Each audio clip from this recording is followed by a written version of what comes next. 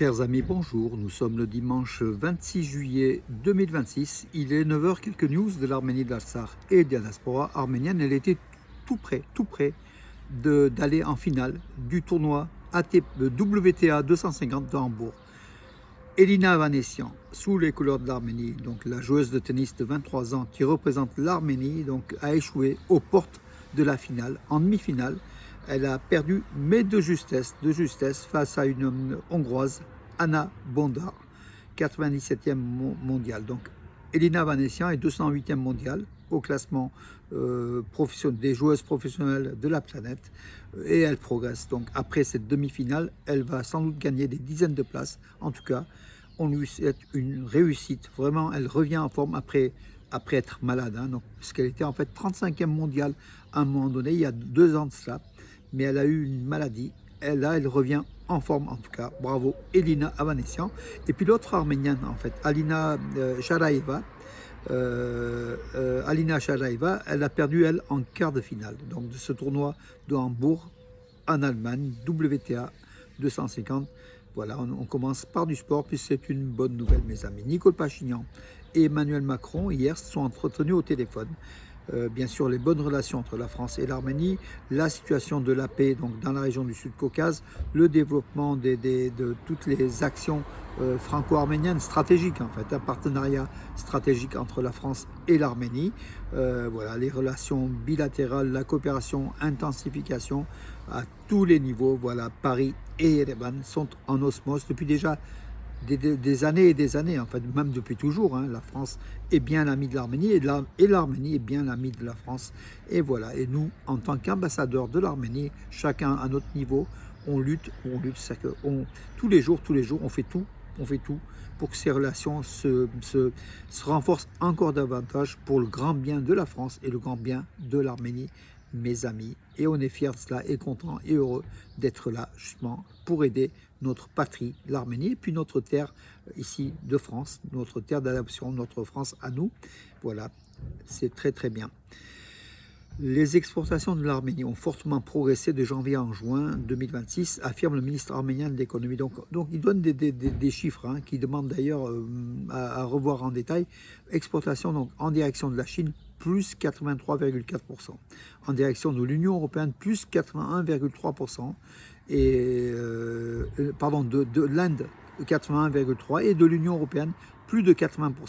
Donc ces 3 zones ou pays qui ont connu les plus fortes croissances des exportations de l'Arménie. Par contre, on ne sait pas ce que l'Arménie a exporté. On n'a pas le détail des statistiques. En tout cas, c'est le ministre arménien de l'économie, Gevorg Papoyan, qui a annoncé, qui a écrit ces chiffres sur sa page du réseau social. Donc, il y a de fortes chances que ce soit des chiffres vérifiés et vrais.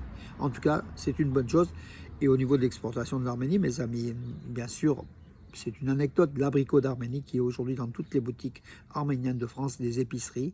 Allez-y, mais ça met entre 5,50 € et 6,50 €, un peu cher, mais c'est un goût extraordinaire, irremplaçable. Le Prunus armeniaca, notre abricot d'Arménie, qui est à l'exportation dans les pays de l'Union européenne, même jusqu'aux États-Unis. En tout cas, l'Arménie, puisque la Russie a interdit, a bloqué ses frontières aux produits agricoles arméniens, l'Arménie trouve des parades. Et grâce à sa diaspora, grâce à ses boutiques, grâce à vous tous qui agissez pour l'Arménie, tant l'abricot que d'autres produits d'Arménie se vendent de plus en plus ici en France, à Valence, à Bourg-Valence, à Paris, à Nice, à Marseille, Montpellier, Toulouse, partout, il y a des boutiques arméniennes, des épiceries, et il y en a des dizaines et des dizaines. Voilà, zone de diffusion de l'abricot arménien, Prunus armeniaca. Je referme la parenthèse, puisque ça ne représente pas qu'une part minime de l'économie arménienne, mais en tout cas, c'est significatif, et c'est montré aux Russes que finalement, les Arméniens peuvent trouver des parades, surtout que l'Union européenne a facilité les exportations des produits d'Arménie vers vers l'espace de l'Union européenne. Merci à l'Union européenne également, qui ne remplace pas tout à fait le marché russe, mais tout doucement, on ne sait pas. Donc, bien sûr, l'Arménie fait un pas de plus vers l'Europe. Accord entre le Madinataran d'Yerevan, la bibliothèque des manuscrits des anciens et miniatures manuscrits, des livres, voilà, des enluminures, et la fondation Calouste Gulbenkian, voilà, pour la création d'un catalogue exhaustif des manuscrits arméniens à travers le monde, tant au Modène-Talent qu'à travers le monde. Donc les chiffres, ils sont entre 30 et 40 000 manuscrits arméniens, ou entre 25 000 et 40 000 manuscrits arméniens parlent dans le monde.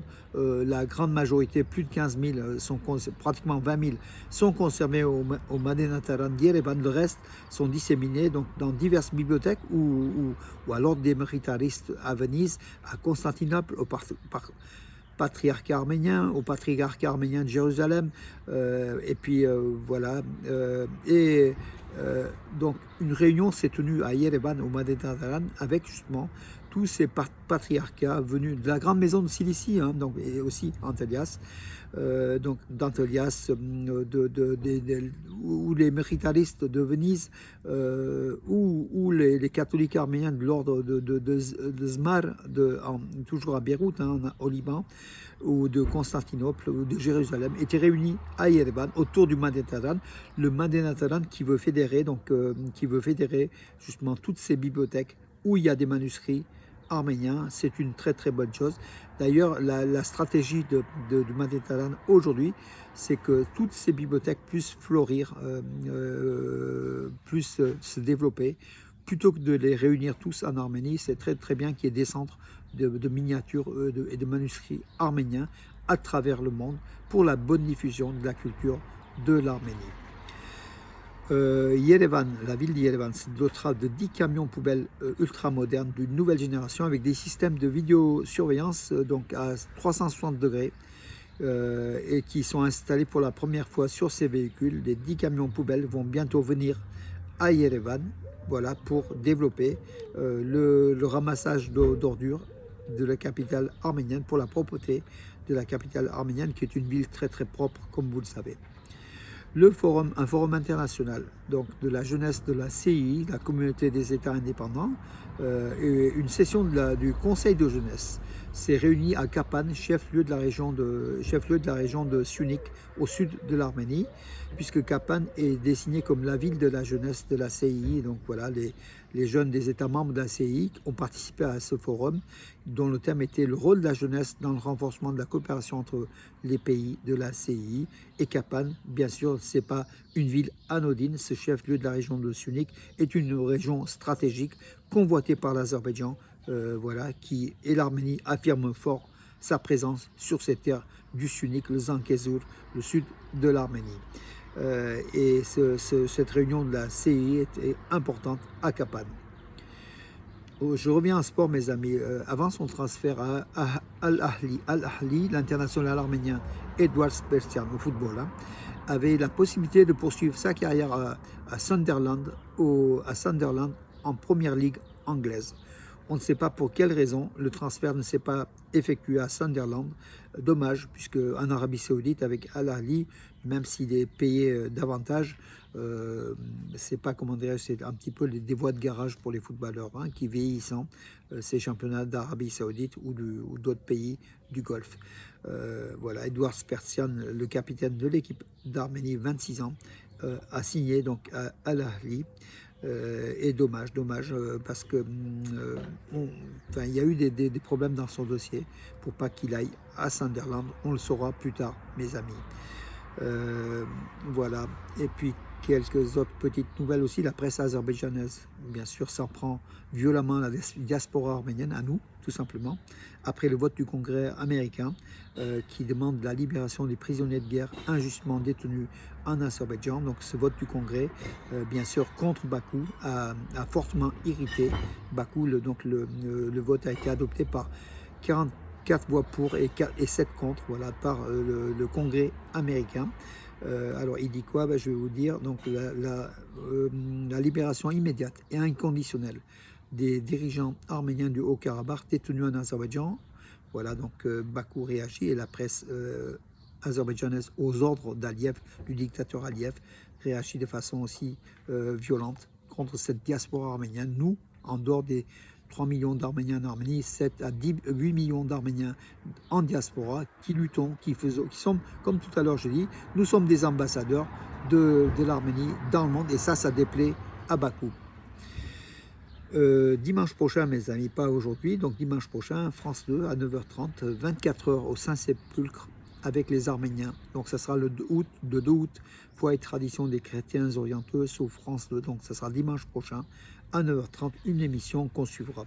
En tout cas, ce matin, à l'église évangélique arménienne de Valence, ici, rue Salingro, on suivra aussi j'allais dire la messe, la parole du jeune étudiant en théologie Saro Bertizian, de nos amis Houri et Vatan, le fils de nos amis Houri et Vatan Bertizian, à l'église évangélique arménienne, pour qu'il nous livre son message. Voilà, un jeune brillant étudiant en théologie et qui sera sans doute pasteur dans les années qui viennent, Saro Bertizian, retenez son nom, mes amis.